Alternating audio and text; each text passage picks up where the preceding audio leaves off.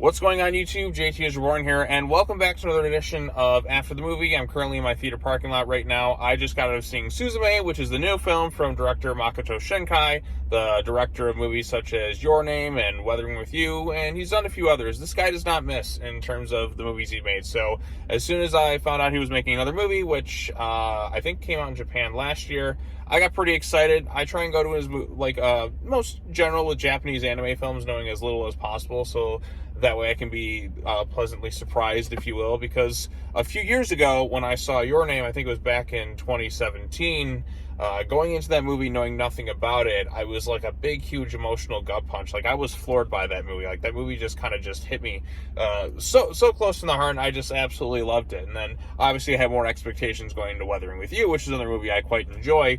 And then, so there's a lot of hype when it comes to this guy's filmmaking. I even went back and bought his older films and watched those as well. So I do really like Makoto Shinkai's work. I think he's one of the best Japanese anime directors of all time. So I definitely have some expectations going into his films. I expect a certain extent of quality going into them. But with this one, I came in trying to know as little as possible because I think that's part of the fun of it all. But this one, I don't want to give everything away just yet because it does take some kind of bizarre approaches to the movie and the story, at least that I wasn't expecting. But basically, it's about this high school girl named Suzume. A lot of his movies deal with some sort of romance, if you will, with some fantasy elements, dealing with gods, and like Your Name had time travel, if you will, like a body swap time travel thing. Weathering with You had I think it was called a sunshine girl who could pray to like the ancient gods, if you will, of Japan to like have nice weather and all that. There's a bit of tragedy usually intertwined with the backstories in the movies and all that, and some emotional moments that usually hit close to home, if you will. So there's a nice personal touch with each film that he does. This one does things, kind of has some of those themes carried over. Of course, there's the it's usually like a boy and a girl, like kind of the center of the relationship, or as the main focal relationship, if you will. This time around, there's some comedic elements. This one is still pretty funny. I do think Weathering with You was a little bit funnier, and I think Your Name still hit more of an emotional gut punch. Spoiler alert, but I do like those two films a little more than this one, but I still really enjoyed this thing overall. So the story this time around is about a girl named Suzume, and she has some tragic stuff that happened in her past, and that does unravel over the course of the film. But basically, she meets a boy named Sato, who is a man carrying a key, if you will, and he is what is known as a closer. He goes to seek these doors throughout Japan, and he has to kind of close them before a natural disaster occurs, because on the other side of these doors is a gateway to another realm where this giant worm-like god thing exists, and he's got to try and stop it. But Suzume gets kind of wrapped up in this storyline, if you will, and like she accidentally frees this cat-like creature, which is kind of like a barrier for these doors. Like, why am I drawing a blank on the exact name of it, if you will? But so her and Sato have to go across Japan, following along with this cat, closing these various doors. And I'll give one other thing away. Sato gets turned into a chair, and it's this really bizarre story about like this girl and her chair, if you will, that is sentient and they can move around and talk in pursuit of this cat to close these doors. And like I said, you unravel her past and all that, and it's a coming of age story. There's a bit of that romantic feelings going on in there, and that's kind of the movie in a nutshell. I'll just leave it at that, because the chair thing really kind of caught me off guard. You're a chair now.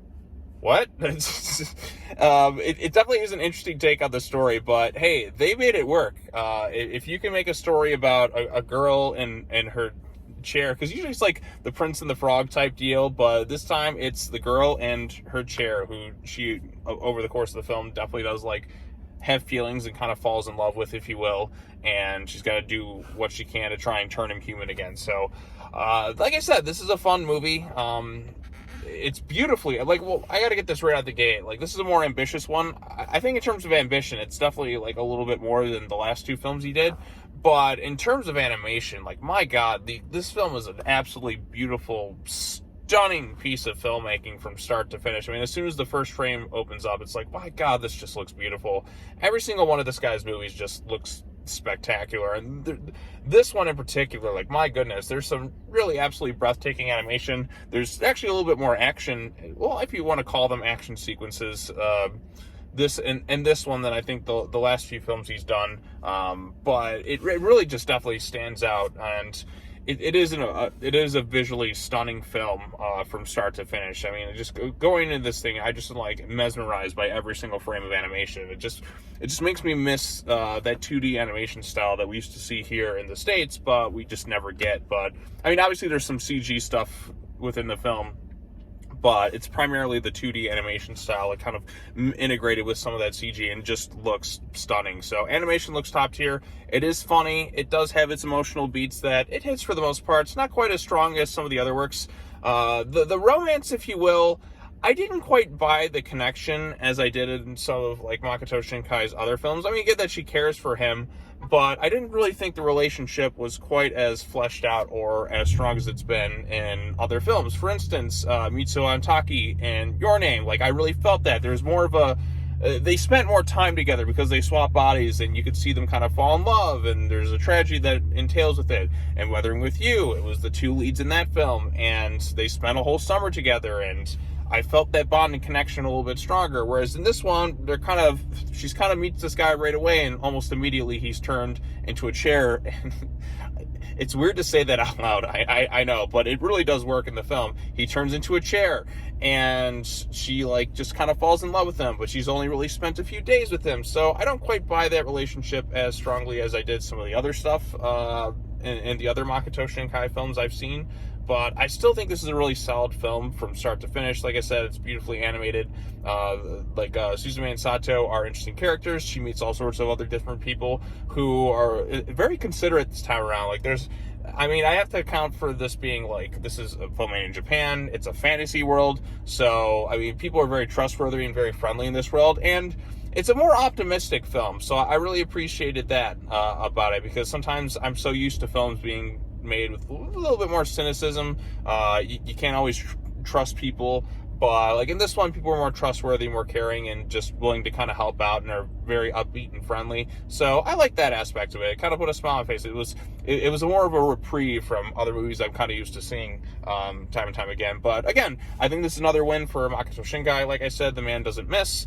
Not the strongest film he's made, but for the story they're trying to get across, I thought it worked. It was interesting, visually stunning. I just think the relationship wasn't quite as strong as, like, the romantic relationship I didn't quite buy as much in this film as I have in some of the other films, namely because, like I said, he's almost immediately turned into a chair, and it's just them kind of going from point A to point B, closing these doors all across Japan.